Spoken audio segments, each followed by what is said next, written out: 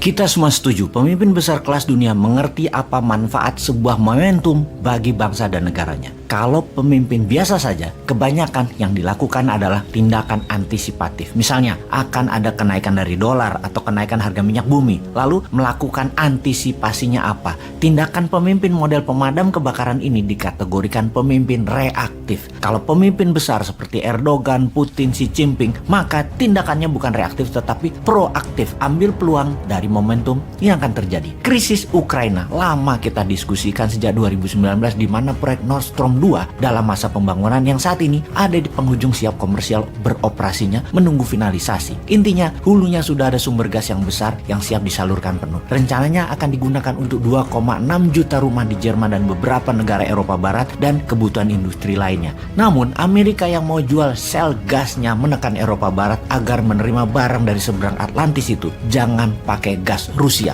Putin berang. Maka Rusia cari alasan selain Putin punya romantisme sejarah yang ingin membuat dirinya bagaikan Catherine the Great, sang ratu yang menyatukan seluruh wilayah yang kemudian jadi patokan Stalin menjadi wilayah Soviet, di mana Putin akan ambil balik membuat Rusia baru. Alasannya Putin tidak mau NATO ada di pagar Rusia. Kalau NATO masuk, negara yang diambil NATO tersebut akan dianeksasi, diserbu dan diambil. Kembali ke Xi Jinping. Dalam masa yang cepat, Xi Jinping dan Putin baru saja menandatangani sebuah kontrak dagang senilai 118 billion dolar untuk transaksi Tiongkok beli minyak dan gasnya Rusia. Dengan tawaran tersebut, kalau gas Rusia tidak ke Eropa Barat, sebagian diambil Tiongkok. Itu jenius. Lalu apa yang Tiongkok akan lakukan?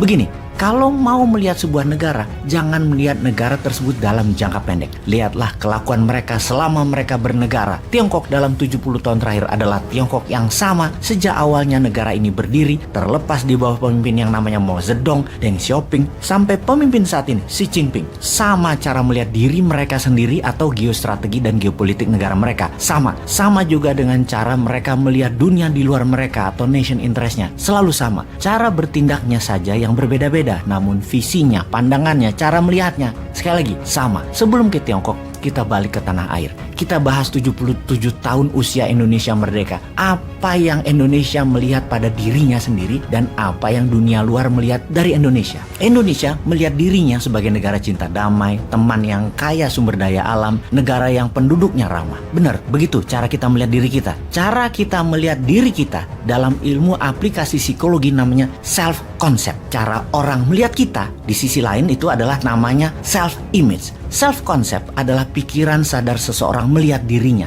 Self-image adalah pikiran bawah sadar seseorang yang tertanam di dalam. Jadi apa yang orang lain lihat adalah self-image yang ada dalam data pikiran bawah sadar seseorang. Self-concept Indonesia melihat dirinya adalah sebagai negara cinta damai, teman yang kaya sumber daya alamnya, negara yang penduduknya ramah. Dan apakah negara lain melihat begitu? Lalu, apakah sesungguhnya self-image Indonesia? Apa gambaran citra negara lain melihat Indonesia? Indonesia itu di buku putih Departemen Pertahanan negara tetangga seperti negara Malaysia, Singapura, Australia melihat Indonesia adalah ancaman karena Indonesia citra dirinya yang dibaca oleh mereka adalah negara agresor. Sesungguhnya bawah sadar aslinya Indonesia itu adalah negara pejuang, negara global player, pengendali atau domination country yang semua itu dimainkan dengan baik oleh Gajah Mada, Hang Tuah, Prameswara, Sriwijaya dan hingga presiden pertama kita, Soekarno. Karena itu, bagi negara yang butuh Indonesia, tidak boleh hadir lagi pemimpin Indonesia yang agresor, yang berani, yang punya jaringan internasional, yang banyak referensi berpikir dengan buku, dan dikelilingi orang cerdik pandai level dunia.